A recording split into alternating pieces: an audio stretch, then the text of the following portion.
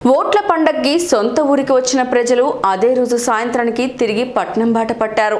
కార్లు, బస్సులు, లారీలు ఏ వాహనం దొరికితే అది పట్టుకొని హైదరాబాద్కు బయలుదేరారు. దీంతో హైదరాబాద్ వైపు వచ్చే రహదారుల్లో సోమవారం సాయంత్రం ఒక్కసారిగా రద్దీ పెరిగింది. ఎన్టీఆర్ జిల్లా చిల్లకల్లు టోల్గేట్ వద్ద సాధారణంగా రోజుకు 20,000కు పైగా వాహనాలు హైదరాబాద్ వైపు వెళ్తుంటాయి. అయితే సోమవారం మాత్రం సాయంత్రం 6:30 వీటి సంఖ్య 35,000కు పైగా పెరిగింది. మిగిలిన రహదారుల్లోనూ ఇదే పరిస్థితి. రద్దీ అంతకంతకు పెరుగుతోంది.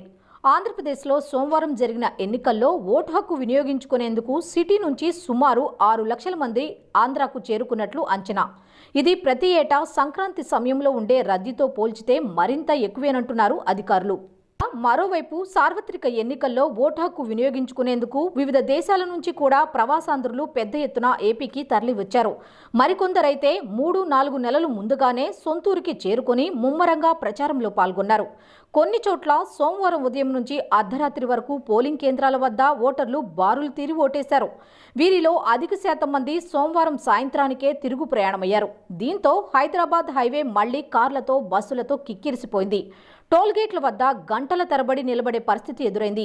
మరోవైపు ఐటీ ఉద్యోగులు కూడా వివిధ ప్రదేశాల నుంచి భారీగా తరలివచ్చారు. హైదరాబాద్లో ఉద్యోగాలు చేస్తున్న వారు అంతా సోమవారం సొంత ఖర్చులతో వచ్చారు. మలికిపురంలో దిగి అక్కడి నుంచి వ్యక్తిగత వాహనాల్లో సొంత ఊళ్లకు వెళ్లి మరీ ఓటేశారు. వీరిలో కొత్తగా ఓటు హక్కు వచ్చిన వారే అధికంగా ఉండటం విశేషం.